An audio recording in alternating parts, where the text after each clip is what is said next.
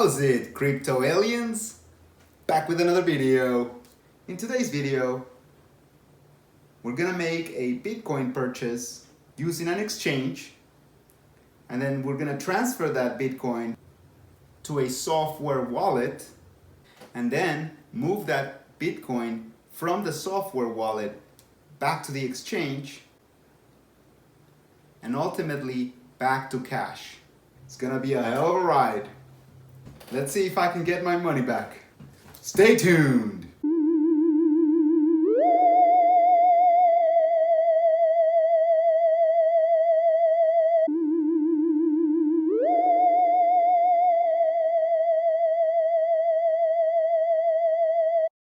Hey, welcome back, you guys.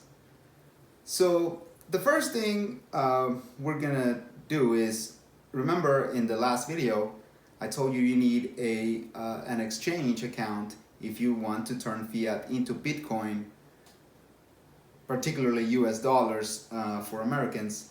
Now there are other ways to get Bitcoin, but today we're gonna just look at the most common one, which is using the exchange. And today we're gonna be using Coinbase.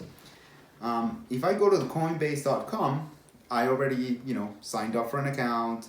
I'm already good to put money into it, and I've actually already put money into it before. I already have US dollars in this account. Otherwise, in order to do what I'm trying to do here, I would have to wait maybe a few days for my funds to be on hold. Now, if I wanted to make this buy here, $20 worth of Bitcoin, and I preview my buy, it shows me that there is a fee of $1.49. So I would only be acquiring $18.51 of Bitcoin. But since I don't want to spend that much money on a fee, we're going to use the trader account, which is pro.coinbase.com. So this is the same not the same platform. This is the same company, pretty much the same account, except this platform is for traders and professionals. So what we're gonna do is we're gonna use a market order. Back in the day, I used to use limit orders a lot, and I still do. I still use limit orders, but I just found out recently that Coinbase fees are the same whether you are using a market order and a limit order. And that wasn't the case a while back. You actually, truth be told, limit orders used to acquire no fee. But as you can see, let's say that I want to buy Bitcoin. Now, Bitcoin right now is at $7,270 change. If I want to buy Bitcoin, then I would set up a price. Let's say I want to buy when the price is 7,150 and 0 cents.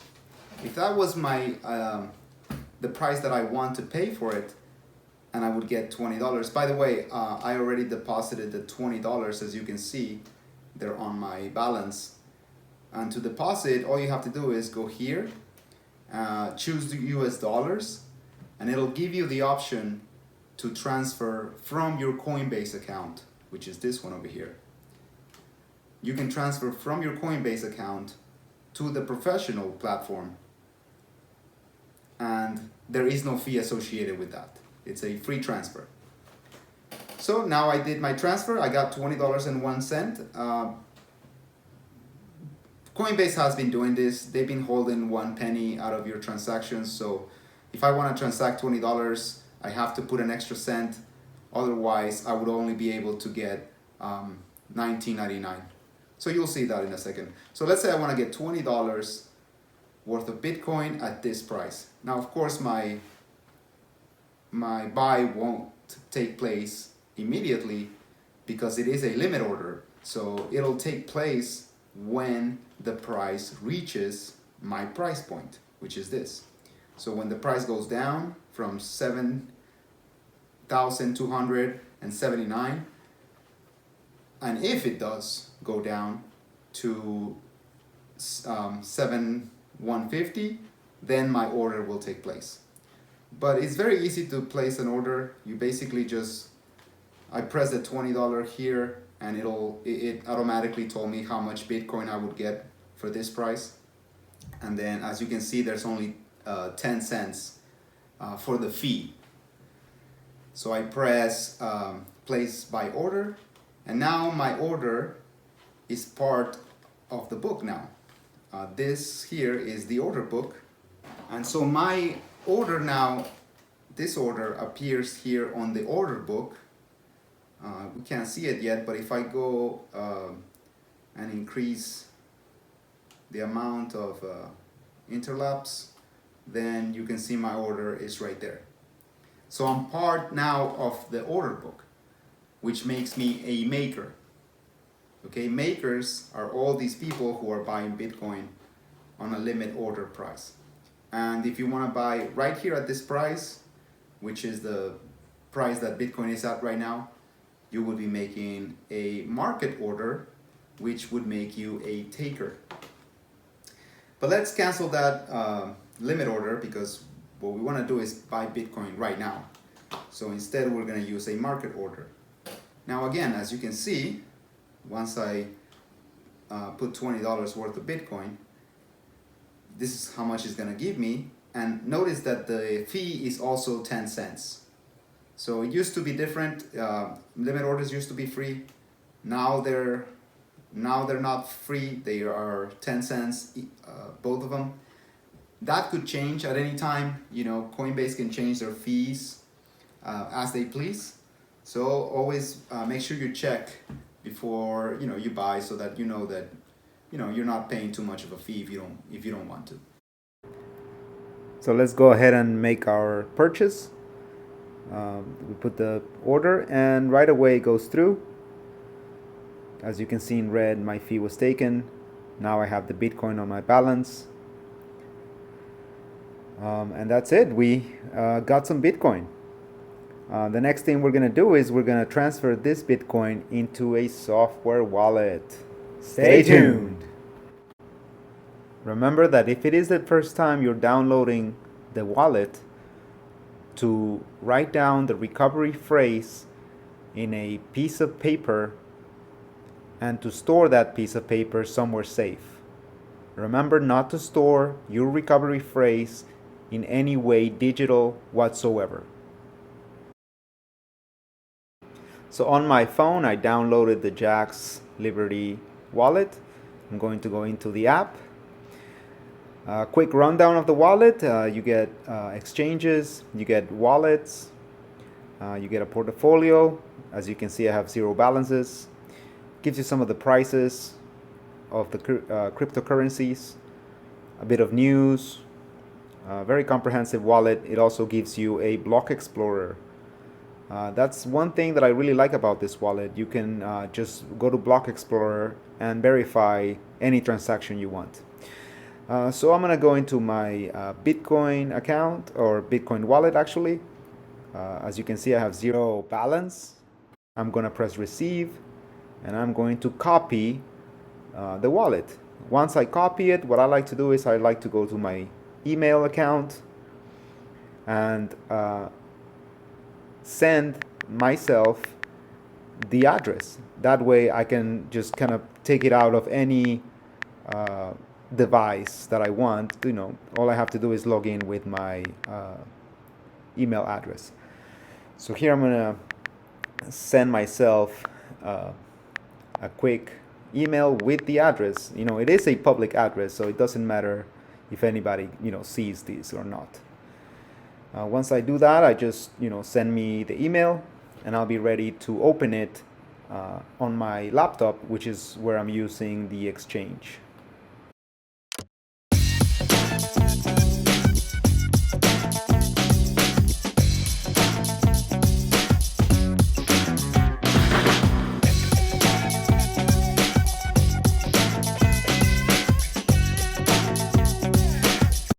All right, welcome back, you guys.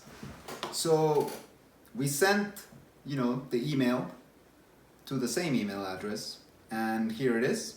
I'm gonna open it up, and we got the address. We can just copy and paste it back over here where we are at the account. We have our Bitcoin, and we're gonna withdraw our Bitcoin to a crypto address. We're gonna paste it.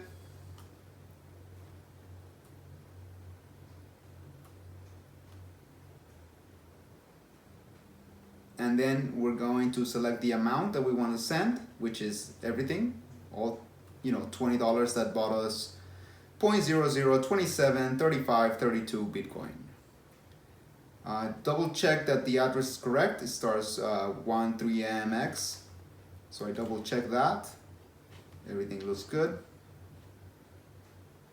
If the address is partial, that could land you in some trouble. So make sure you copy paste the whole thing, and then we set a withdrawal.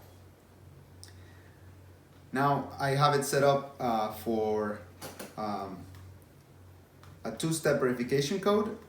I think that's mandatory with Coinbase, but I will have to check the code, and we'll be right back. Okay, now that we got our code, we can proceed with the transaction, and the withdrawal has started. That's it. Now all we have to do is wait. Now while we wait, what we're gonna do is we're gonna check the blockchain. Okay, we're gonna check the public ledger and see if our transaction is already set up. And the way we're gonna do that is we already have the address copied, so we're gonna use that same address this is not actually it. This is the, yep. So on blockchain.com, that's one of them. We got a block explorer, and we type in the address that we send the Bitcoin to. And as we search it, it says that there are 2 blockchains associated with this address. It usually does that, but we send Bitcoin, not Bitcoin Cash, which is different. Okay, make sure that BTC is Bitcoin, BCH is Bitcoin Cash. So we did a Bitcoin transaction. We check it out. And here it is. Here's the transaction. Is the 0.00273532. That's what we did with the amount of Bitcoin. This is the block, so our transaction is part of a block.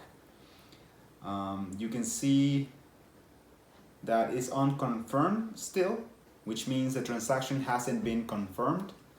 Once we get three confirmations, that's when Coinbase, that's the limit they set, is 3 confirmations, so that your Bitcoin pretty much disappears from your balance on Coinbase and appears on our wallet. So next we're gonna check our wallet and see if we can see the transaction and the Bitcoin in it. It's almost been about a minute, maybe a minute and a half, maybe 2 minutes. So we'll see where we at right now. So back in my phone, I have my wallet, and you can see that the Bitcoin was deposited already. That is great news. It only took about 3 to 7 minutes. This is the great advantage of having a non-custodial wallet like this one. Coinbase sent the transaction right away, and my wallet received it within minutes, as soon as the blockchain pretty much got a few confirmations, which was really fast. So now we're gonna send the Bitcoin back to the exchange, and this process is just as easy. Let's take a look.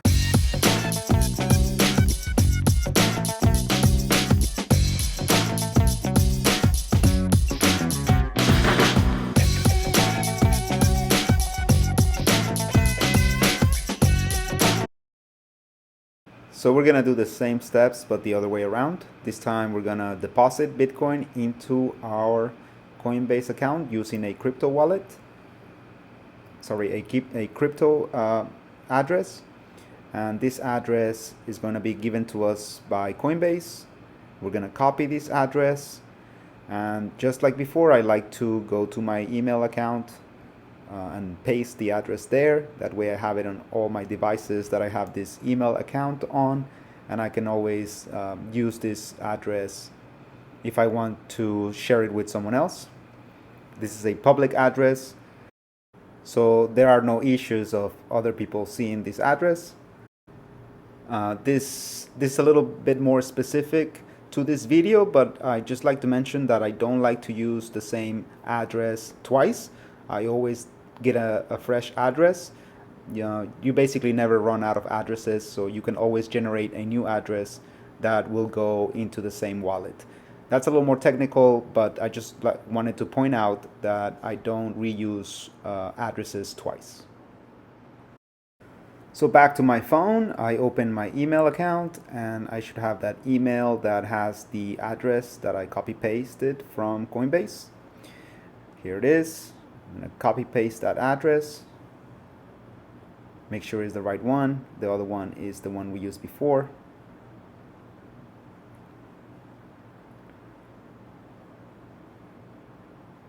And once I have it, I go back to the Jack's Liberty app, and I'm already at the send to location from last time. I paste the address, and I want to send the amount. I'm gonna press max to send all of it. I press send and confirm, and that's it.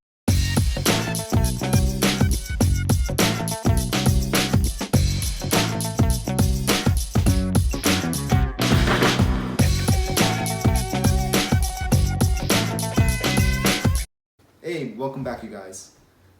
So finally received the Bitcoin. It is now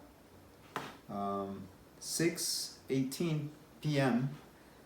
and so it's basically been an hour, and I'm assuming that I received it about 40 minutes into it. I know for sure not 30 minutes or even 35, but somewhere around between 45 minutes to 50 minutes, that's when I received the Bitcoin.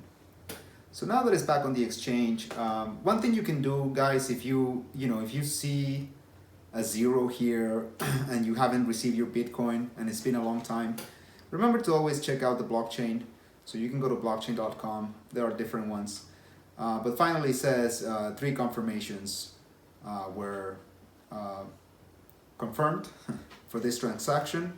And remember, Coinbase wants three transactions to verify their own system. So now that we have the Bitcoin back, we want to take it back to US dollars. All we have to do is place a market order. Remember, that's the 10 cents fee for one transaction, which is not bad. We could do a limit order, also a sell order, and this way you can sell your Bitcoin back to whatever price point you want. So let's say we want to wait until Bitcoin is $7,420.01. Then you can execute that order by pressing the amount of Bitcoin you have. That'll give you the max Bitcoin. I always try to keep these balances just like I want to use them. So if I put $20, that means I'm making a $20 purchase, or rather than putting $200 and then spend 20 here and 10 there. No, I like to just get rid of this balance by clicking on it. So it gives you the preview. You would get 1994 back to Bitcoin. Remember, we paid some fees. Also, the price has changed a bit. I believe it has gone down just a little bit from the time that we bought some. So as you can see, we would only get $19.94 back if we sold at this price. But we're not going to do that. We're going to make a market sell order. A market sell order. And we're going to just sell it right back.